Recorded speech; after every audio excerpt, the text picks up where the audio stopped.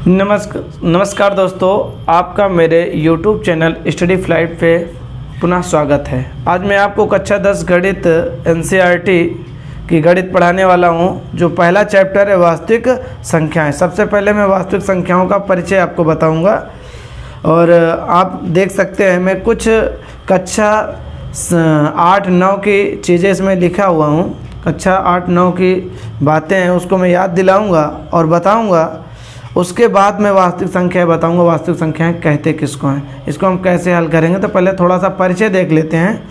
मैं भी video shoot कर रहा था, उस समय थोड़ा फ़ोन आ गया था जिसकी वजह से ये कट गया था, ये लिख गया पूरा।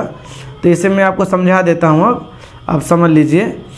तो पहला है प्राकृतिक संख्याएँ। प्राकृतिक संख्याएँ क्या होता है, इसको हम व्यंज से प्रदर्शित करते हैं। इसको इंग्लिश में नेचुरल नंबर बोलते हैं। इसको हम 1, 2, 3, 4, 5, 6 जो भी अनंत तक की संख्याएं, 1 से लेकर अनंत तक की संख्याएं, उनको सबको हम क्या बोलते हैं, प्राकृतिक संख्याएं बोलते हैं। ये प्राकृतिक संख्याएं जो गिनी जा सकें, मतलब ऐसी संख्याएं जो गिनी जा सके, काउंटेबल हो, उन्हें हम प्राकृतिक संख्याएं कहेंगे। अब क्या है पूर्ण संख्याएँ। पूर्ण संख्याएँ क्या होती हैं, इनको इंग्लिश में होल नंबर बोलते हैं, W से प्रदर्शित करते हैं। प्राकृतिक संख्याओं में अगर 0 लगा दिया जाए, 0 एक और बढ़ा दिया जाए तो क्या कहलाएगा, प्राकृतिक पूर्ण संख्याएं कहलाएगा। कहने का मतलब ये है कि सभी प्राकृतिक संख्याएं पूर्ण संख्याएं होती हैं। सभी प्राकृतिक संख्याएं क्या होती हैं, पूर्ण संख्याएं होती हैं। आप देख सकते हैं प्राकृतिक संख्याएं आपका 1 से लेके अनंत तक के दिया गया है, तो इसमें 1 से अनंत तक ये भी है, लेकिन 0 आगे जुड़ गया है। तो क्या हुआ कि सभी प्राकृतिक संख्याएं पूर्ण संख्याएं होती हैं, लेकिन सभी पूर्ण संख्याएं प्राकृतिक संख्याएं नहीं होती हैं। फिर हम आपको बताएंगे आगे की पूर्णांक। तीसरा क्या जानना है कि पूर्णांक क्या होता है। पूर्णांक क्या होता है दोस्तों, कि आपका प्राकृतिक संख्याएं जो हैं और पूर्णांक संख्याएं जो हैं, प्राकृतिक संख्याएं और पूर्ण संख्याएं, ये दोनों क्या है, पूर्णांक होते हैं। इसमें क्या होता है, माइनस अनंत से प्लस अनंत तक की सभी संख्याएं आ जाती हैं। उसमें क्या था पूर्णांक में, पूर्ण संख्याओं में कि 0 से अनंत तक होता है, प्राकृतिक में 1 से अनंत तक होता है संख्याएं, लेकिन पूर्णांक में माइनस वाली संख्याएं, यानी माइनस अनंत से प्लस अनंत, जैसे -4, -3, -2, -1, 0, 1, 2, 3, 4, यानी माइनस अनंत से लेके प्लस अनंत तक जितने भी इनके बीच में संख्याएं आएंगी सभी को हम पूर्णांक कह सकते हैं, इंटीजर्स कह सकते हैं। तो अगला है परिमेय संख्याएं। परिमेय संख्याएं क्या होती हैं, ये सब आपने कक्षा 6, 7, 8 में भी पढ़ा होगा, 9 में भी पढ़ा होगा। अब यहाँ आपकी ज़रूरत है, इसलिए थोड़ा से हमें बताना पड़ेगा, ठीक है। तो परिमेय संख्याएं क्या होती हैं, परिमेय संख्याएं जो है ये P/Q के रूप में लिखी जाती हैं, जहाँ PQ ये दोनों संख्याएं ही होती हैं। दोनों क्या होती हैं, संख्याएं ही होती हैं। तो P एक पूर्णांक होता है, Q भी एक पूर्णांक होगा, लेकिन 0 के अलावा, 0 के अलावा जो Q होगा वो भी क्या कहलाएगा, पूर्णांक संख्या ही होगा। जैसे आप कह सकते हो 2/7, 3/5, या -7/2, या +5/2, या 6/7, यानी कि अंश में चाहे छोटा अक्षर हो, चाहे छोटा अंक हो या बड़ा अंक हो, इससे कोई मतलब नहीं है। कुल मिला के अंश और हर में संख्याएं होनी चाहिए। अगर अंश और हर में संख्याएं हमारी दी गई हैं तो उसको हम क्या कहेंगे, P/Q के रूप में जो संख्या है उसको हम कहेंगे कि ये संख्याएं हमारी क्या है, परिमेय संख्याएं, यानी P/Q के रूप में, भाग के रूप में होना चाहिए। तो प्रत्येक संख्याएं आप ये भी सोच सकते हो कि अभी आपने जो बताया है पूर्णांक, तो इसमें आप सबके बटे में 1 1 1 1 1 1 कर दो, तो ये क्या कहलाएंगे, पूर्णांक संख्याएं कहलाएंगे। हाँ, पूर्णांक संख्याएं कहलाएंगे, पूर्णांक संख्या हो जाएगा। लेकिन 0 के नीचे आप 1 कर दो तो ये परिमेय नहीं बनेगा, है कि नहीं। या आप बटे में 0 कर लो, ये P/Q, Q के दर पर अगर 0 कर लो, 0 से भाग करो तो अनंत हो जाएगा। अब अनंत कभी भी कोई संख्या नहीं होती है। अनंत तक की संख्याएं आप गिन ही नहीं सकते हो, अनंत तक की संख्याएं देखी नहीं है। तो इसीलिए हम परिमेय संख्याओं क्या करते हैं, P/Q के रूप में लिखते हैं। चलिए, अपरिमेय संख्याएं क्या होती हैं। अपरिमेय संख्याएं दोस्तों वो होती हैं जिन्हें हम P/Q के रूप में नहीं लिख सकते हैं, P/Q के रूप में नहीं लिख सकते हैं।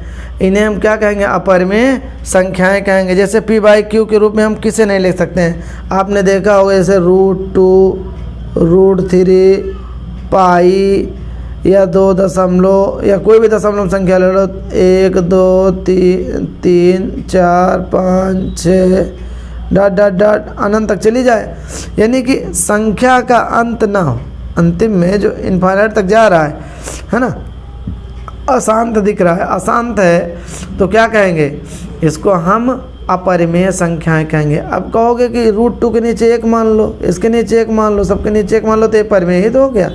नहीं, ये बताइए, रूट का मान आप जानते हो, रूट का मान होता है 1/2, यानी आधा हो जाता है। जब आधा हो जाएगा तो परिमेय संख्याएं कभी अपूर्ण नहीं होती हैं, पूर्ण संख्याएं होती हैं। पूर्णांक मैंने बताया ना, ऊपर पूर्णांक लिखा होता है। तो ये √2 जो होता है ये पूर्णांक संख्या नहीं है, इसीलिए इसको हम अपरिमेय संख्या कहते हैं। √3 भी क्या है, इसका मान 1.732 करके आगे डॉट डॉट डॉट होता है। √2 का मान 1.414 डॉट डॉट डॉट, लेकिन हम लगभग मान लेते हैं कि √2 का मान 1.414, √3 का मान 1.731, पाई का मान, हाँ पाई की बात करें तो पाई को हम मानते हैं, पाई को लिख देते हैं। पाई कभी भी 22/7 के बराबर नहीं होती, लेकिन लिखा रहता है, हम सवाल को हल करने के लिए ले लेते हैं कि 22/7, लेकिन पाई क्या होता है, पाई केवल लगभग बराबर होता है 22/7 के, पाई लगभग बराबर होता है 22/7 के, लेकिन 22/7 नहीं होता है, इसीलिए अपरिमेय संख्याएं पाई को बोला जाता है। तो मुझे लगता है आपको अपरिमेय संख्याएं भी समझ में आ गई होंगी। चलिए मैं अब आपको समझाता हूँ वास्तविक संख्याएं क्या होती हैं। तो वास्तविक संख्याओं की मैं बात करूँ तो वास्तविक संख्याएं जितनी भी परिमेय संख्याएं हों, अपरिमेय संख्या हो, पूर्णांक हो, अपूर्णांक हो, प्राकृतिक संख्याएं हों, तो सभी संख्याओं को हम क्या बोलते हैं, सभी प्रकार की संख्याएं, सभी प्रकार की संख्याएं, सभी प्रकार की संख्याएं क्या होती हैं, वास्तविक संख्याएं होती हैं, वास्तविक संख्याएं होती हैं। इसमें आप अपरिमेय संख्या, परिमेय संख्या, जो भी परिमेय संख्या, अपरिमेय संख्या, पूर्णांक, अपूर्णांक होगा, सभी संख्याओं को हम क्या बोलेंगे, चाहे वो रूढ़ में हो चाहे रूढ़ में ना हो, सभी संख्याएं क्या कहलाएंगी, वास्तविक संख्याएं कहलाएंगी। चलिए अब हम अपने मेन मुद्दे पे आते हैं। हमारा मेन मुद्दा था वास्तविक संख्याओं के साथ हम आपको यूक्लिड विभाजन प्रमेयिका पढ़ा सकें। यूक्लिड विभाजन प्रमेयिका होता क्या है, अब इसकी चर्चा करते हैं। ये कक्षा 10 में अब आपको मिलेगा यहाँ से। अभी तक जो मैंने आपको बताया उनकी सबकी ज़रूरत इस चैप्टर में पढ़ने वाली, इसीलिए मैंने पहले परिचय बताया कि ये होता क्या है। बहुत जल्दी में मैंने आपको ये परिचय बता दिया। मुझे आशा है कि आपको ये बातें समझ में आ गई होंगी, आपका टाइम भी नहीं खराब होगा, जल्दी से आपको बात समझ में आ गई होगी। जैसे मैंने आपको समझाने के लिए कुछ पहले से लिख रखा है कि यूक्लिड विभाजन प्रमेयिका क्या होती है। थोड़ा पहले इसको समझते हैं, ये नहीं सुनना कि ये है क्या, पहले मैं आपको समझाऊंगा, पूरी वीडियो देख रहा, फिर आपको ये सारी बातें समझ में आ जाएंगी क्या है ये। जैसे 6 को जैसे आप कक्षा 3-4 से पढ़ते आ रहे हो, या 1-2 से भाग, जोड़, घटाना, गुणा, भाग पढ़े हो, बस वही है और कुछ नहीं है। तो हम 6 से भाग कर रहे हैं 14 में, तो 6 दूनी 12, देखो 6 तिरिक 18 ले जाएंगे तो ज़्यादा हो जाएगा, तो कम बार ले जाएंगे, ज़्यादा बार नहीं ले जाएंगे। तो 6 दूनी 12, कितना आ गया, 14 में से 12 गया, क्या आया, 2 आ गया। अब इसकी बात करें तो ये क्या है, 5 तिहाई 15, 5 चौक 20, ज़्यादा हो जाएगा तो 5 तिहाई 15, ये क्या आ गया, 2 शेष आ गया। इसकी बात करें 3 छंग 18, ये शेषफल 0 आ गया। इसकी बात करें अगर अंतिम में, तो एक ये मैंने दे रखा है। अब अभी ये तो सिंपल दिख रहा था, अब ये क्या, ये आपका दिख रहा है कि ये 5 है, ये 4 है। आपका भाजक जो है बड़ा हो गया और भाज्य छोटा हो गया। जब भाजक बड़ा भाज्य छोटा है तो आप कभी भी देखे होंगे कि छोटी संख्या है तो उसको हम भाग कैसे करें, छोटे में भाग नहीं जाता है। जब ऐसी संख्या आपको दिख जाए तो आप क्या काम करिए कि इसको 0 बार ले जाइए, 0 बार ले जाएंगे तो 5 का जब 0 बार ले जाएंगे तो क्या जाएगा, 5 0 0, तो क्या शेष बचेगा, इसको घटाते हैं तो 4 ही तो शेष आया है। अब यहाँ हमें निष्कर्ष क्या मिलता है, थोड़ा निष्कर्ष पे आते हैं।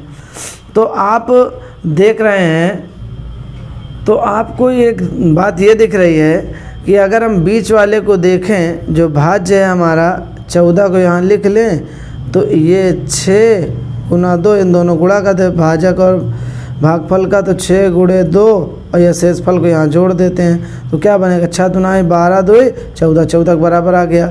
इसमें देख रहे हैं तो ये क्या है, यहाँ हमने लिख लिया 17, 17 क्या है हमारा भाज्य, बीच वाले को भाज्य बोलते हैं, जिससे भाग करते हैं उसको भाजक बोलते हैं, और ये इधर वाला भागफल नीचे का शेषफल होता है। तो 17 को यहाँ लिखा, ये 5 गुना 3 और प्लस 2 कर दिया तो 5 3 15 2 17 के बराबर हो गया। इसकी बात करें तो 18 के बराबर आपका हो जाएगा 3 गुना 6 और प्लस 0 तो 6 3 18 के बराबर हो गया।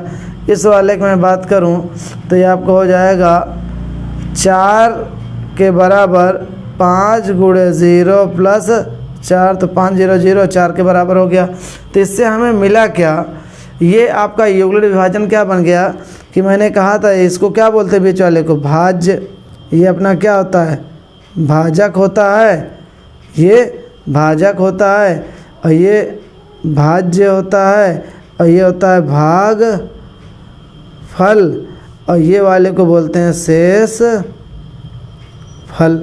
ये तो समझ में आ गया होगा।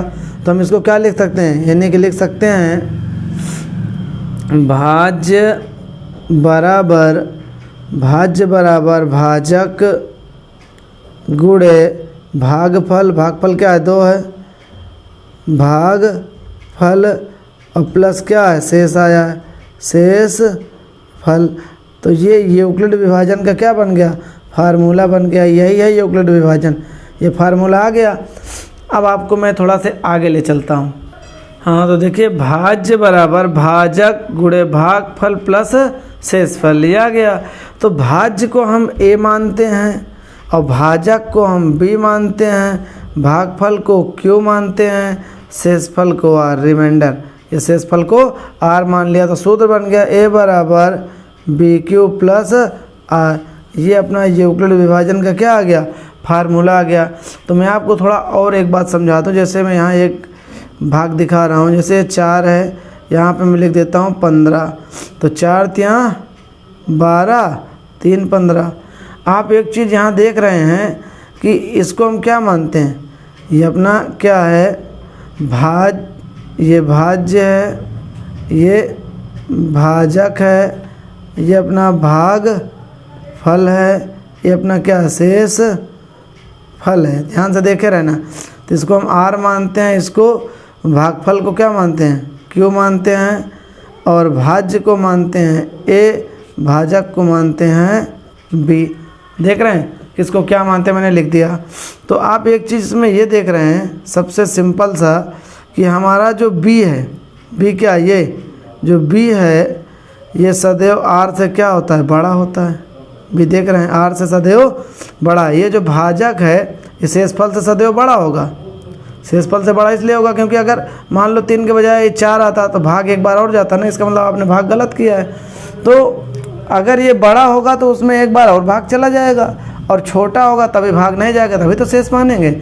इसलिए यहाँ हम ये कह सकते हैं कि जो भाजक होता है वो शेषफल से सदैव क्या होता है बड़ा, यानी कि b ग्रेटर देन r, या इसको ऐसे लिख सकते हैं r लेस देन b, यानी कि b जो है r से बड़ा होगा, ऐसे लिख सकते हैं। और दूसरा मैं आपको अगर समझा दूँ तो अब हम देख रहे हैं कि r जो हमारा है r less greater than r equal 0, r का मान 0 से या तो बड़ा होगा, यानी जो शेषफल है, ये जो शेषफल है या इसका मान 0 से बड़ा आएगा या फिर 0 के बराबर। शेषफल हो सकता है 0 आ जाए या 0 से बड़ा आ जाए, और तो कुछ आएगा नहीं शेषफल। तो इसको हम लिख सकते हैं r ग्रेटर देन 0, तो r का मान 0 के बराबर या बड़ा होगा। और इसको हम अगर चाहें तो आप इस प्रकार लिख सकते हैं कि 0 less than r equal 0 greater than 0 less than r equal r less than b, इसका मतलब आर का जो मान है वह 0 के बराबर होगा या 0 से बड़ा होगा, लेकिन बी से क्या होगा, बी से छोटा होगा। यानी आर का मान 0 से बी के बीच में ही आएगा, ये चीज़ हमें याद रखना है। अब इसी के अनुसार हम अपनी एक्सरसाइज को चलिए प्रारंभ करते हैं। तो दोस्तों मैं आपको अपनी अगली वीडियो में प्रश्नावली 1.1 पढ़ाऊँगा। नहीं, वीडियो बहुत लंबी हो जाएगी, अपडेट